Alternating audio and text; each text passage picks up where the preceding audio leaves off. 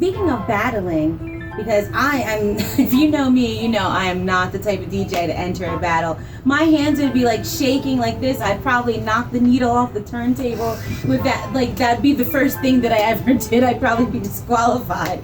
So, how in the world do you get up enough courage, or do you say to yourself, like, I'm definitely gonna, win this battle?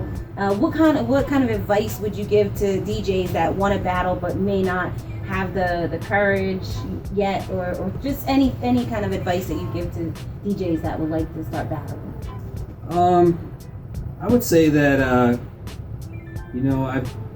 lot of people can do like different things. Like some people can like jump out of a plane, or like do a flip on a motorcycle or something like that, and not be afraid, or be able to attempt something like that. I am like the total opposite. Like I'm afraid of like everything that involves leaving solid ground, like being in a car or like a plane. But for some reason, that, like being in front of a crowd or like having cameras around or anything like that, I just never really. It just doesn't really click in my brain. Like as far as like that's something that I need to be afraid of or something like that. So I think it's really just when I step up and I get on the turntables, like I've already envisioned myself being in that moment. I pictured the crowd being there. I pictured every scenario possible. So I feel like I'm prepared for anything, and then I've gone through all those, all the different, practicing and routines and going through all those different, potential outcomes, that when I get up there, I don't have to think about that stuff anymore. And that's when I just kind of like shut my brain off and just kind of go. Yeah, just kind of go. I don't really think about it. So I think really I'm inspired by sports a lot, and like Steph Curry is like one of my heroes, and I know that he talks about how he always has the supreme amount of confidence, and that's just because he puts in the work behind closed doors. And so just putting in that work and just knowing that you're prepared, that's what allows you to kind of like have that supreme confidence where like nothing can really affect you or get to you anymore. And once I got to that point, I actually, I didn't used to like approach. You asked me if I approach battles thinking, oh yeah, I'm gonna win or whatever.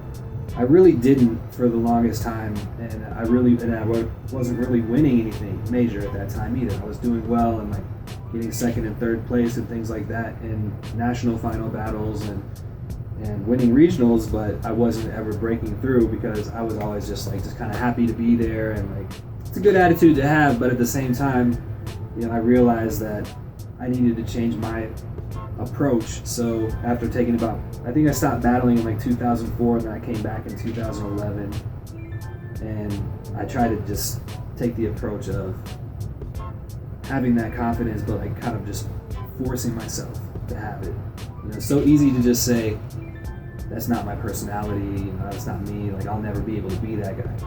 Well, I can tell from my experience that's a cop-out, and you really can do that, but you have to kind of like coach yourself. And so I would give myself pep talks during that whole year, as weird as that sounds, but I would, like, if I had any insecure thought that would pop in my head, I would just say the opposite out loud, or just keep reinforcing, like, I'm gonna kill it, put in the work, you're gonna do great, you're gonna win this shit, like I'm gonna be a world champion, and just saying stuff like that. And so that was like a major, like I practiced the same amount, I was always practicing a ton, I was always taking the right approach on the turntables, but I never took the right mental approach until that year, and it made a huge difference, like not only in that battle but just in my life in general. Like I still do that to this day, so, and pretty much changed my entire life.